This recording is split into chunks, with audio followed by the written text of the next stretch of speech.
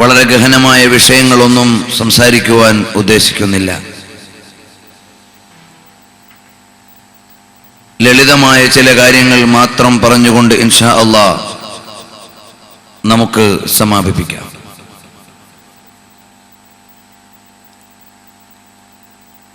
മഹാന്മാരായ സ്വാലിഹീങ്ങൾ, ഔലിയാക്കൾ, മുൻഗാമികൾ അവരുടെ ജീവചരിത്രങ്ങൾ പറയുകയും അപദാനങ്ങൾ വാഴ്ത്തുകയും ചെയ്യുന്നത് നമ്മുടെ ജീവിതത്തിന് മാതൃകകൾ രൂപപ്പെടുത്താനും അല്ലാഹുവിൽ നിന്നുള്ള അനുഗ്രഹം സ്വീകരിക്കുവാനും കാരണമാണ്. ചരിത്രത്തിന്റെ നേർവായനയിൽ നിന്നാണ് വർത്തമാനവും ഭാവിയും കൃത്യമായി രൂപപ്പെടുക. അതുകൊണ്ടാണ് നബി സല്ലല്ലാഹു അലൈഹി വആലിഹി വഅസ്ഹാബിഹി വസല്ലമ തങ്ങൾക്ക് കഴിഞ്ഞകാല പ്രവാചകന്മാരുടെയും ഔലിയാക്കളുടെയും സ്വാലിഹുകളുടെയും ചരിത്രം ഓർമ്മപ്പെടുത്തി കൊടുക്കുകയും പുണ്യപ്രവാചകർ സ്വല്ലല്ലാഹു അലൈഹി വസല്ലമ തങ്ങളോട് വിശുദ്ധമായ ഖുർആൻ പറഞ്ഞു, അത്തരം ചരിത്രങ്ങൾ അവിടുത്തേക്ക് പറഞ്ഞു തരുന്നത് ലിനുസബ്ബിത ബിഹി ഫുആദക്, അവിടുത്തെയുടെ ആത്മാവിന് ധൈര്യം നൽകുവാനും പ്രതികൂല സാഹചര്യങ്ങളെ അതിജയിച്ച് ആദർശ പ്രചരണ രംഗത്ത് മുന്നേറാനും ആത്മസാന്ത്വനവും നല്ല മാതൃകകളും സ്വീകരിക്കാനുമാണ് എന്ന് ഓർമ്മപ്പെടുത്തുമ്പോൾ സ്വാലിഹീങ്ങളും സ്വാലിഹാത്തുകളുമായ ആളുകളുടെ ചരിത്രം നമ്മുടെ ജീവിതങ്ങളെ മാറ്റിമറിക്കുന്നതിൽ, നല്ല രൂപത്തിൽ ക്രമീകരിക്കുന്നതിൽ വലിയ ഒരു റോൾ നിർവഹിക്കാൻ കഴിയുന്നതാണ്. ആധുനിക വിദ്യാഭ്യാസ മേഖലകൾ അത്തരം ചരിത്രത്തെ തൊട്ട് അന്യവൽക്കരിക്കുകയും ശാസ്ത്രീയമായ വിദ്യാഭ്യാസ മേഖലകളിലൂടെ പുതിയ തലമുറയെ ആത്മീയരഹിതമായ, ധാർമ്മികരഹിതമായ, നൈതിക ശൂന്യമായ, ആരോടും പ്രതിബദ്ധതയില്ലാത്ത ഒരവസ്ഥയിലേക്ക് മാറ്റിക്കൊണ്ടിരിക്കുകയാണ്. നമ്മുടെ വിദ്യാർത്ഥികൾ ഭൗതിക വിദ്യാലയങ്ങളിൽ നിന്ന് പഠിക്കുന്നത് അവരുടെ വ്യക്തിത്വ രൂപീകരണത്തിനോ അവരുടെ നീതിയുക്തമായ ജീവിതത്തിനോ കടപ്പാടുകൾ നിർവഹിക്കുവാനുള്ള ബോധത്തിനോ കാര്യമായ ഉപകാരങ്ങളൊന്നും ചെയ്യുന്നില്ല. ആത്മീയതയും ഇലാഹി ബോധവും നൈതികതയും ധാർമ്മിക വിചാരങ്ങളും ഉള്ള ഒരു സമൂഹത്തിന് മാത്രമേ ശരിയായ വഴിയിലൂടെ സഞ്ചരിക്കാനും മനുഷ്യർക്ക് വഴി കാണിക്കാനും സാധിക്കുകയുള്ളൂ. കാരണം നമ്മുടെ നാടുകളിലെ മൗലിദുകളുടെയും മാലകളുടെയും മുൻഗാമികളായ മഹത്തുക്കളുടെ പ്രകീർത്തനങ്ങളുടെയും എല്ലാം പശ്ചാത്തലം കഴിഞ്ഞകാല മഹാത്മാക്കളോട് നമ്മുടെ വ്യക്തികളെ ചേർത്ത് വെക്കുകയും നഫീസത്തുൽ മിസ്രിയ റളിയല്ലാഹു അൻഹയെ പോലെ, റാബിഅ റളിയല്ലാഹു അൻഹയെ പോലെയുള്ള മഹദികളിലേക്ക് സഹോദരിമാരുടെ വിചാരങ്ങൾ കടത്തിവിടുക വഴി ആത്മീയമായ ജീവിതത്തിന് പ്രചോദനം നൽകുന്നു. മുഹീദ്ദീൻ അബ്ദുൽ ഖാദിർ അൽ ജീലാനി ഖദ്ദസല്ലാഹു സിർറഹുൽ അസീസ്, സുൽത്താനുൽ ആരിഫീൻ അഹ്മദുൽ കബീർ അർ-റിഫാഇ റളിയല്ലാഹു അൻഹു തുടങ്ങിയുള്ള മഹാന്മാരിലേക്ക് നമ്മുടെ ചിന്തകൾ കടന്നു വരിക വഴി മാതൃകായോഗ്യമായ ഒരു ജീവിതത്തോട് ചേർന്നു നിൽക്കാനും അതുവഴി അള്ളാഹുവിന്റെ ഇഷ്ടന്മാരായി പരിണമിക്കാനും പ്രചോദനം നൽകുകയും അവസരം ഒരുങ്ങുകയും ചെയ്യുന്നു.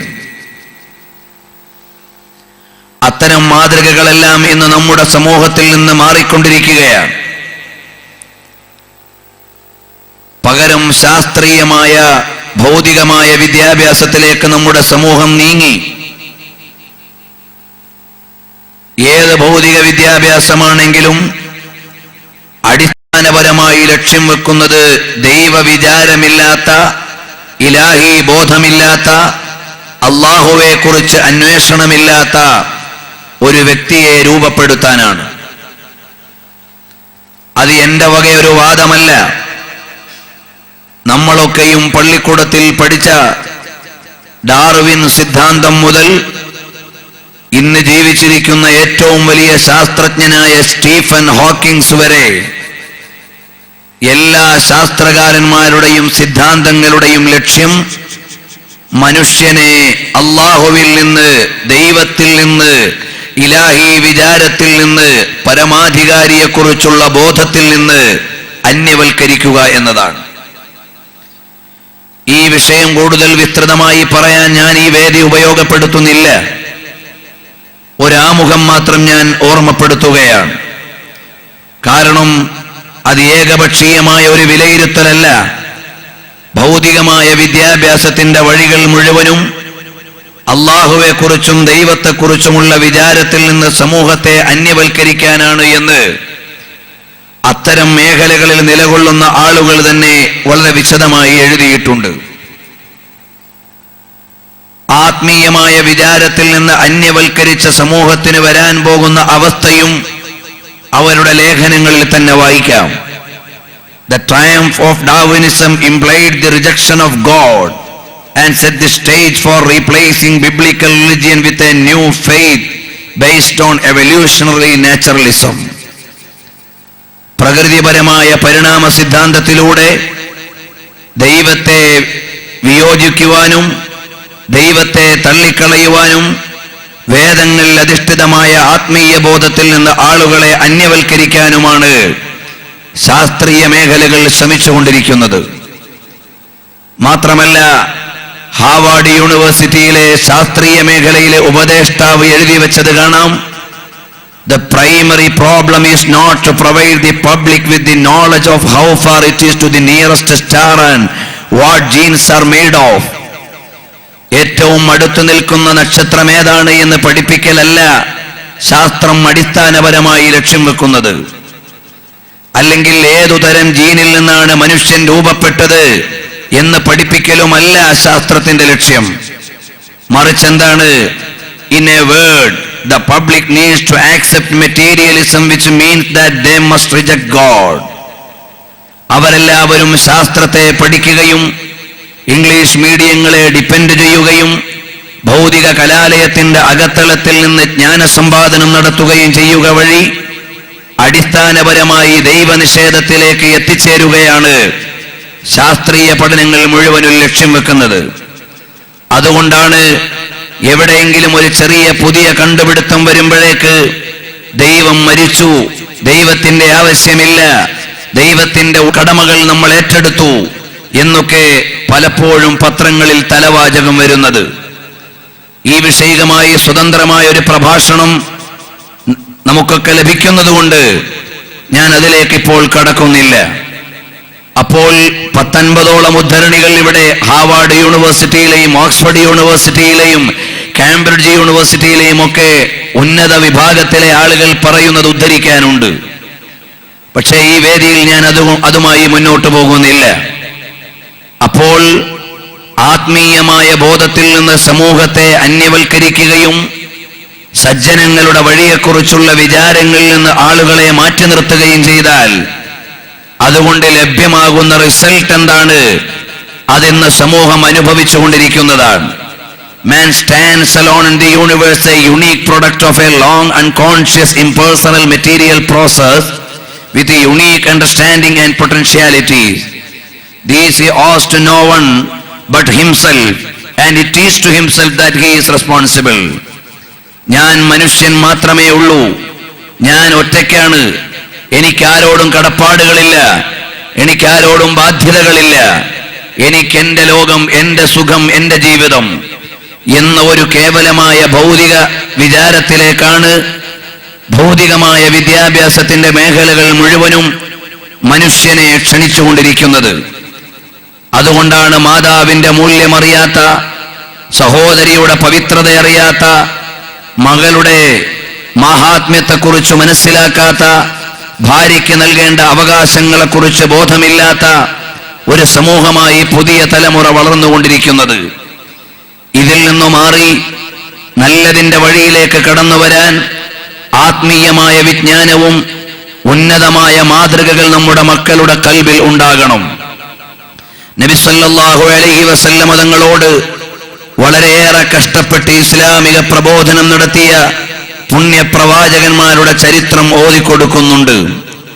ഇബ്രാഹിം നബി അലൈഹിസ്സലാമിന്റെയും ഈസ ഇബ്നു മറിയം അലൈഹിസ്സലാമിന്റെയും അതുപോലെ തന്നെ നൂഹ് അലൈഹിസ്സലാമിന്റെയും എല്ലാം ത്യാഗപൂർണമായ ഇസ്ലാമിക പ്രബോധന ചരിത്രത്തെ പുണ്യ റസൂൽ സല്ലല്ലാഹു അലൈഹി വസല്ലം തങ്ങൾക്ക് പാരായണം ചെയ്തു കൊടുക്കുന്നത് അവിടുത്തെയുടെ പ്രബോധന വ്യക്തി ജീവിതത്തിൽ പ്രചോദനങ്ങളും മാതൃകകളുമായി വർത്തിക്കുന്നതിനും ഉദ്ധരിക്കുന്നതിനും വേണ്ടിയാണ്. ബഹുമാനപ്പെട്ട മറിയം ബീവി റളിയല്ലാഹു അൻഹയെ ഖുർആൻ പരാമർശിക്കുന്നത് സഹോദരിമാർക്ക് ചാരിത്രബോധത്തോടെയും പാതിവ്രത്യത്തോടെയും ജീവിക്കുവാനും അല്ലാഹുവിലേക്ക് ആരാധന ചെയ്യുവാനുള്ള വിചാരം ഉണർത്തുവാനുമാണ്. ഇമ്രഅത്തു ഇമ്രാന്റെ സംഭവം ഖുർആൻ പരാമർശിക്കുന്നത് സന്താനങ്ങളെ കൊണ്ട് എന്ത് ലക്ഷ്യം വെക്കണം, അവരെങ്ങനെയാകണമെന്ന പ്ലാനിങ് അല്ലാഹുവിലേക്ക്, ആത്മീയതയിലേക്ക്, അതുപോലെ തന്നെ പ്രവാചകന്മാരുടെ വഴിയിലേക്ക് വിചാരങ്ങൾ കടത്തിക്കൊണ്ടുപോകാനാണ്.